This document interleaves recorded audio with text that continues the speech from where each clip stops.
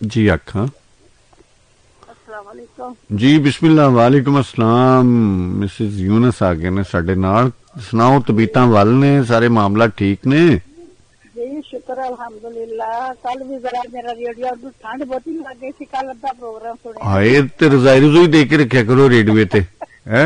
मैं सराहने ते उत्ते रखिया अपने कोल। ना ना इनू बेचारे नू ठंड लग जांदी, इहदे ते कंबल दिया करो कोई। मैं क्या तुसी आंदी ठंड दे विच आके प्रोग्राम करदे, मेरे अंदर किन ठंड लग गई। नहीं नहीं मैं निग च आना है, तुसी ओ ना इथों ही मैं इंज करना हुंदा है। थोड़ी जी ठंड ते लगनी चाहिदी है ना, इन्ना क रस्सा ते है।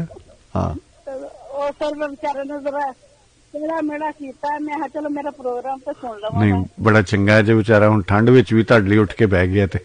ਵੇਖ ਦੋ ਫਿਰ ਇਹ ਹਰ ਚੀਜ਼ ਦੀ ਲਗਨ ਹੁੰਦੀ ਹੈ ਨਾ। हाँ बिल्कुल इसी तरह इसी तरह। हाँ ਕਦੀ ਉਹ ਵੀ ਗਾਣਾ ਪੁਰਾਣਾ ਸੁਣਾ ਦਿਆ ਕਰੋ, ਜਾਂ ਦੇ ਛੜਿਆ ਤੈਨੂੰ ਵੇ ਦਿਲਦਾਰ ਜਾਣ ਕੇ। हाय ओ अगली दफा आ जाएगा, ठीक है ना?